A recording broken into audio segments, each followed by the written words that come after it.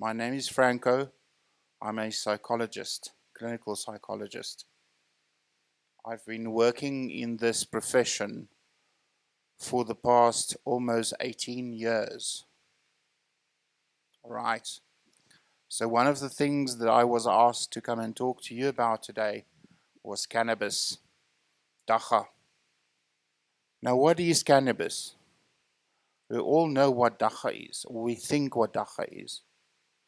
But dacha is quite a complex plant, or different plants. It's also referred to as marijuana. Cannabis is a psychoactive drug derived from the cannabis plant. Now, psychoactive means that it messes with your brain. It engages with your brain and it does something. That is what psychoactive means. It's used for medicinal and recreational purposes currently in our country also. We all know, or I don't know how many of you know about the cannabis legislation that was passed. So now you can grow your own. You can't sell, but you can grow your own weed once you are an adult, and you can use it any way you see fit. Which I, as a clinical psychologist, have a big problem with. And I will tell you why. Because I've been working also in my past in a psychiatric hospital. You all know what that is. An asylum. That's where they put the people in straitjackets. Right. So most of the problems that I saw there was related to cannabis. Right. But more of that later. So it's commonly known that the chemical makeup of cannabis includes many different chemical compounds, the most important being delta-8 tetrahydrocannabinol, delta-9 tetrahydrocannabinol, and cannabidiol and cannabinol. So there's a lot of different parts or aspects of dacha that people use for different purposes.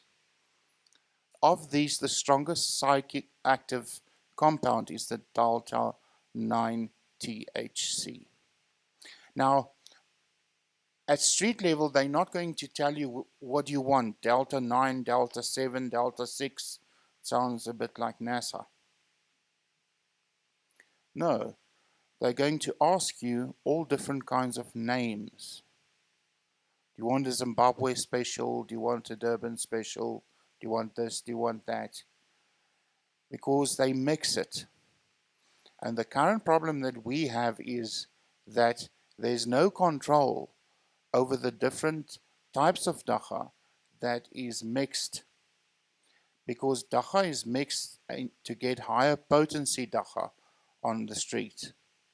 Higher potency dacha causes more severe effects and also longer lasting effects for the person, but also damage. Okay, it has two distinct species, Cannabis indica and Cannabis sativa.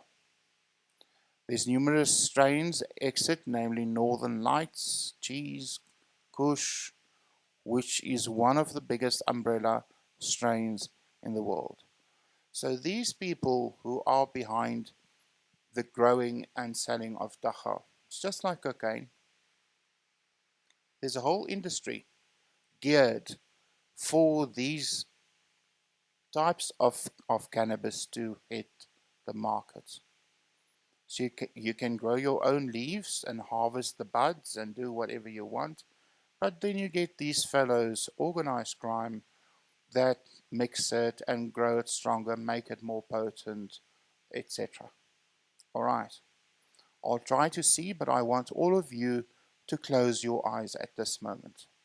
Close your eyes, all of you. All right, all of you, make sure it's closed. Who of you have used dacha in the past? Raise your hand.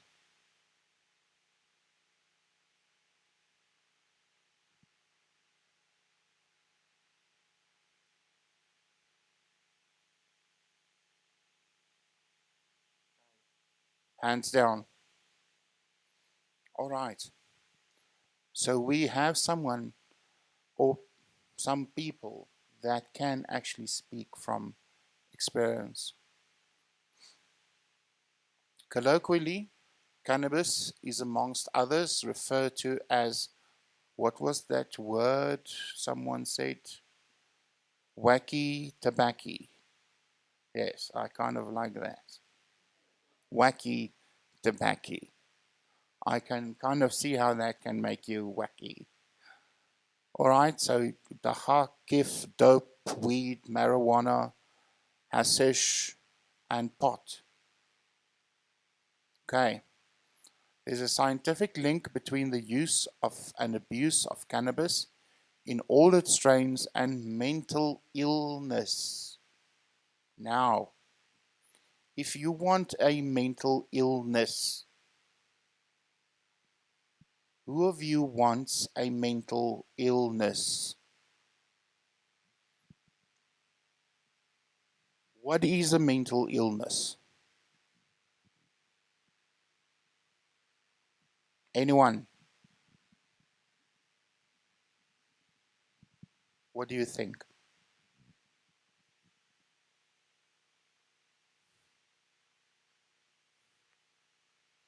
A mental illness is when someone has something wrong up in their brains that's causing them to have an illness, and there's a wide variety of mental illnesses. For example, the most well-known is major depression, anxiety, attention deficit hyperactivity disorder, ADHD, schizophrenia. There's a whole range of mental illnesses. So if you want one of them, and technically what you will be aiming at is one of the worst of the mental illnesses is psychosis, schizophrenia.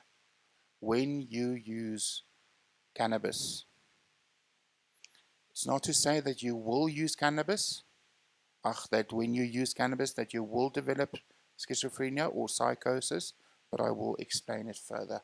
All right.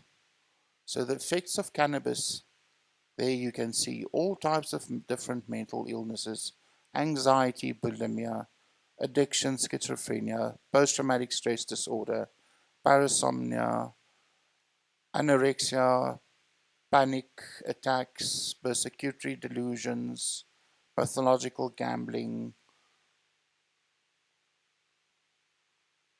There's a whole host, obsessive compulsive disorder. There's a whole host of mental illnesses that can develop as a result of cannabis use. The left-hand side, we have a hand introducing something. It looks like a pill. It's in the form of a pill. So it's some kind of chemical. Right. The left hand is introducing a chemical to the right hand, which is holding the brain. Right.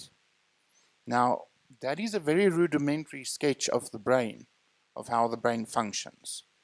Up in our brains, we've got gears and levers and things going and bells, and some people's bells aren't ringing at all. But in any case, so we've got things going on in our head. And it was designed by our dear Lord in a specific way to function in a specific manner. Now I come and I introduce a chemical to the workings of my brain. A chemical that is dangerous, that is not controlled, that is mixed with other things, that potency is upped. So now I introduce that to the workings of my brain. And you can see if I introduce too many gears, too many levers to a already compact, full head, brain, things are going to go south very quickly and very bad. Lily and Tilly. Now, these were two patients that were actually kept in an asylum.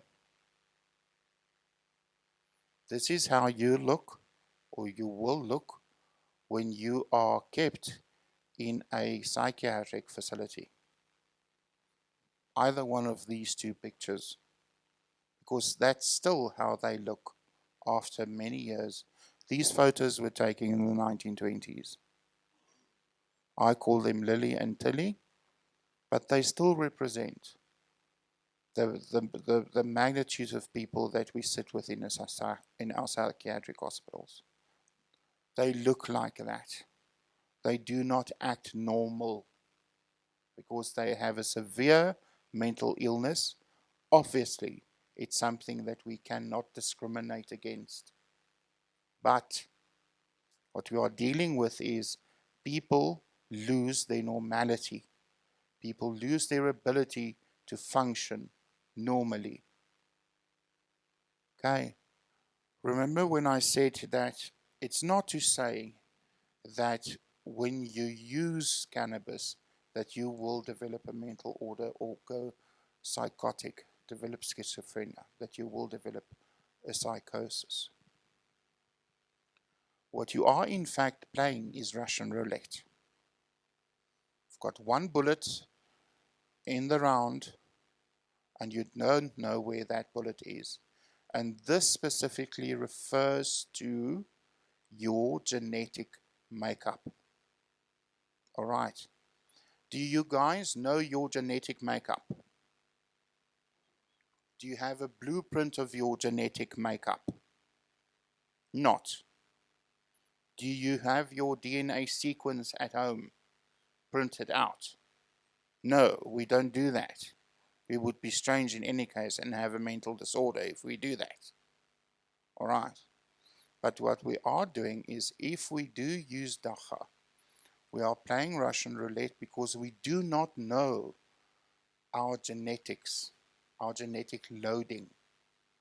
We might, somewhere in our brain, in our past, in our family actually, remember genes come down in families, we might have a trigger that's waiting for your first puff of dacha, of cannabis. So you go on a Saturday evening, you go out with friends, and you take your first puff of dacha, and you land up having full-blown schizophrenia, and you land up in a mental institution. That is how easy it can be to develop a mental disorder. Like I said, it's not to say that you will, because again, we do not know your genetic loading, but I don't want to take that chance, because with my luck, I can imagine the very first thing that will happen is I will develop psychosis. So that's why I don't even go near it. All right. And I've seen too many patients in our psychiatric facilities, the main thing being bipolar disorder due to substance, major depression due to substance, substance-induced psychosis, substance this, substance that. And then it is usually all cannabis related. Okay. So what you are doing is you are holding a gun against your head and you are playing Russian roulette with your future. And I don't want to do that. And I surely hope that none of you would even dare try to do that. Now, known psychological and psychological risks when using cannabis. Some forms of of cannabis, there's a low risk, but a low risk does not mean that there's no risk. Cannabis is known to be hallucinogenic, psychoactive substances. So the chances that you will feel great and you will start to giggle and you will start feeling mellow and all whatever you will start feeling is wonderful. The chances that you will start seeing things, hearing things, experiencing things that other people don't is quite good. You will see pink monkeys and all kinds of different things that other people don't. Now, normally, in your everyday life and situation, at school, at varsity, at college, wherever you go, if you see strange things, would your friends see that as normal? No. They would try and get you to the doctor as soon as possible because they know something's wrong. So to see things that other people don't see is not normal. So that is what cannabis use does to you. The cannabis as a hallucinogenic acts on the central nervous system of the body. Now the central nervous system, this system is your body is a control area basically in your brain. So it receives input from the various senses and the spinal cord, and it directs all kinds of activities via your limbs or your tongue or eyes or ears, etc.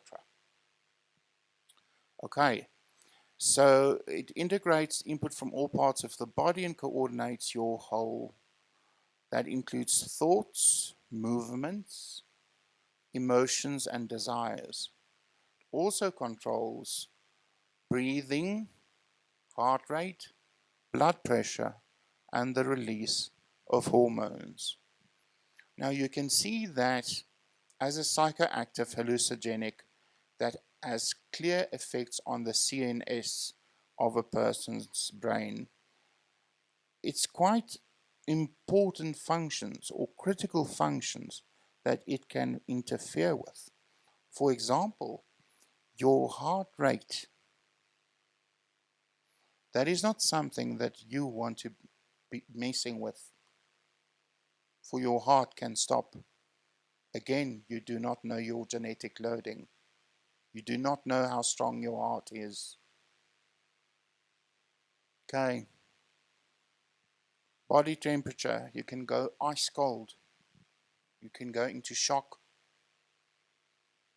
All kinds of things can happen to you because the mechanisms in your brain isn't working like it used to work or as it's made to work. All right. So we will see erratic behavior. Jumping up and down, jumping on couches, jumping up off roofs or from stairs or whatever. We will see panic states, anxiety, changes in your mood, depression, psychosis, going mad. Psychosis, again, like I said, is seeing things, hearing things that other people aren't. Now, all of those things you can experience within 1 minute while you're busy using dacha. Within 1 minute, all of those things can be experienced by you. I don't want to. I'm too shit scared. Sorry for the word shit. Young adolescents and young adults are particularly vulnerable when considering the use of cannabis, as dynamic neurodevelopmental changes occur in the brain. Now, this is very important to take note of. If you forget anything or everything of today's lecture or talk, just remember this. Your brain, as you grow in your different respective ages, is still busy cutting and pruning and developing neurons. We have about 100 billion neurons in our brains. And I don't know how many nerve cells attached to that because it branches out to many nerve cells. So as we develop, as young people develop, adolescents, children, young adults, the brain is still busy pruning used cells, unused cells, developing areas, brain plasticity, etc. That still occurs. So anything that you do, the slightest thing that you do, can interfere with that.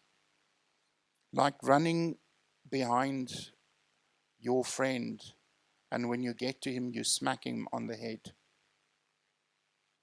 That's not on. You can damage his brain. Your brain is the consistency of room temperature margarine. Did you know that? And it's contained in a very, very tight space. So a whack on the head can cause trouble. Rugby players, what are these American baseball players? Or, yeah, it's baseball players, rugby players, boxers, contact sports, where the head is injured. Your head is injured very quickly, and you will sit with lasting effects. The same goes for cannabis, because at your ages, your brain is still developing and branching out and doing its thing. Please don't introduce something that will stop your growth or that will interfere with the function of your brain. Do you know what's that? That's the very first thing you'll meet when you've used cannabis. When you go all monkey on someone, the police will be called, or you'll be taken to a hospital, or an ambulance will come to fetch you, because obviously something's wrong.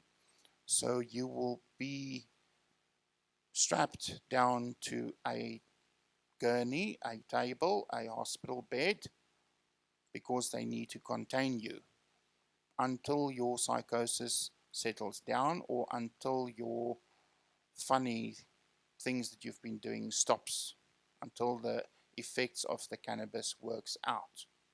You'll be strapped down. Those things are still used in South Africa to restrain you from hurting yourself or hurting other people.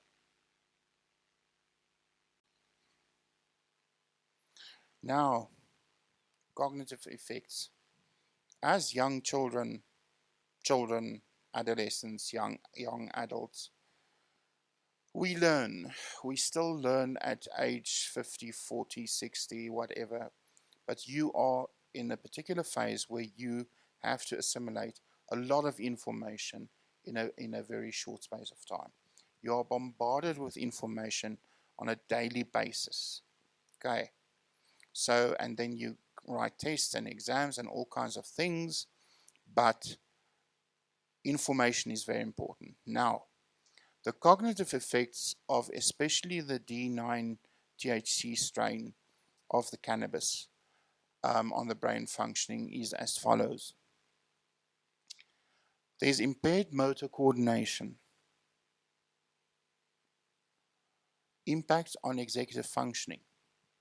Now, our executive functioning, our executive office, the office of the executive officer, sits right in front here. That's also why when you bash it in a car accident, you will have effects and damage. And that includes your personality, it includes anger, aggression, etc. So your executive office that sits in the front of your brain deals with things like planning, organization, judgment, insight, etc. All right. So now you go introduce cannabis. You blow a puff of cannabis into your executive office and see what happens. Okay. Memory problems, impaired ability to control emotions and behavior, impaired learning, impaired application of skills necessary for recovery from cannabis addiction, and there's a strong risk for relapse because people do go after the effects. Some of the effects are nice. It makes you feel good. But the side effects, remember, there are effects that are good, but there are always side effects. So because Dacha is basically your entry-level drug,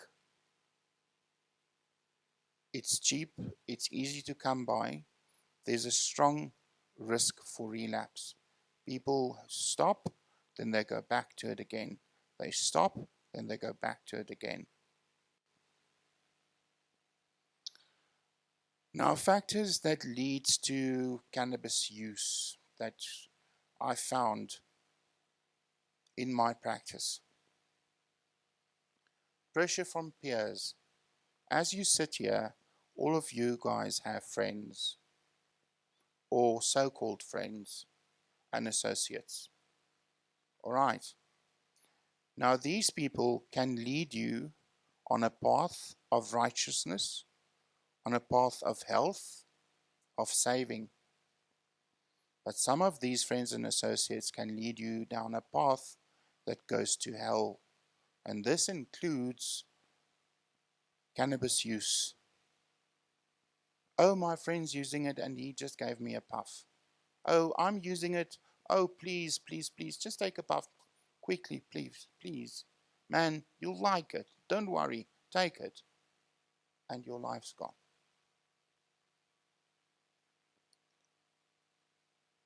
Some will tell you that it's harmless and it's good. It takes the edge off.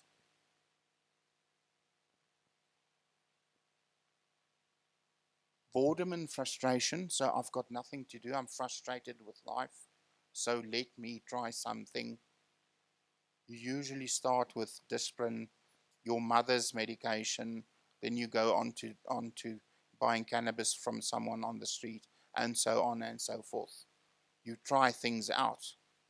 Don't do that. Opportunity and availability. You are at a party where there's free flow of cannabis, or it's freely available, it's easy available. You know, you stay near a place where people sell drugs on the corner or in the streets. So you pop out one night without your parents knowing. Seeking deeper insights. That is one thing that I found in my practice. People telling me they want to know the secrets of life. I said to them, read the Bible. Don't use cannabis, read the Bible. No, but cannabis takes you to another level. Okay, a very, very weird argument. To increase the effects of other substances when used in combination with cannabis. So, for example, cocaine with cannabis, ecstasy with cannabis. There's usually, when I do intake forms in my clinical practice, I ask, so what drugs have you taken? Okay, dacha. What else? Ecstasy, cocaine, and all the rest comes out, floating out. But what did you first start off doing? Dacha, cannabis. Okay.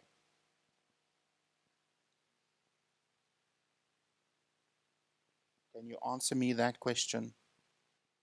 Did Jesus use dacha? But as the cannabis we know today, he did not use. Always ask yourselves as believers. Certainly, they used herbs in the old time that we don't know of. Certainly, they made medicinal use of stuff in the olden times that aren't known to us today. But when you think back, or when you think about doing something that might potentially harm you, it's not about doing something that's wrong. There's no right and wrong in life. There's only choice and consequence. Okay, so if you make the choice to use something, just always ask yourself, did Jesus do this? And my guess is not. Okay, he was whole and he was pure. He had to be whole and pure to be sacrificed for us. That is just my parting thought for you guys. That's another patient in a psychiatric facility here in Gauteng. We had many problems with him. But think before you use. People, please. It's as easy as 1, 2, 3, and you will be stark raving mad. If you go without, say for example, a medical aid, you will be admitted to a state facility for 72 hours observation.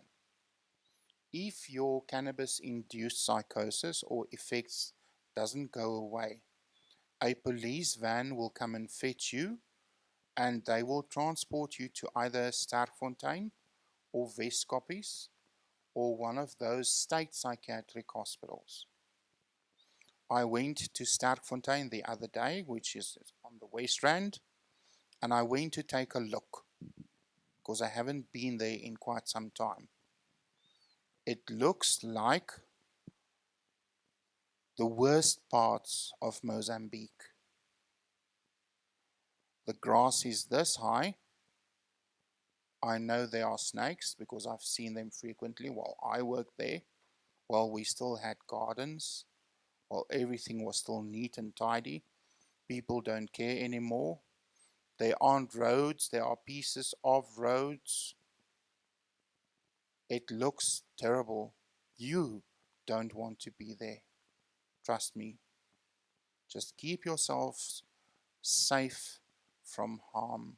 Think before you do. Your brain is a very, very special and very expensive commodity. Don't stuff it up. Thank you.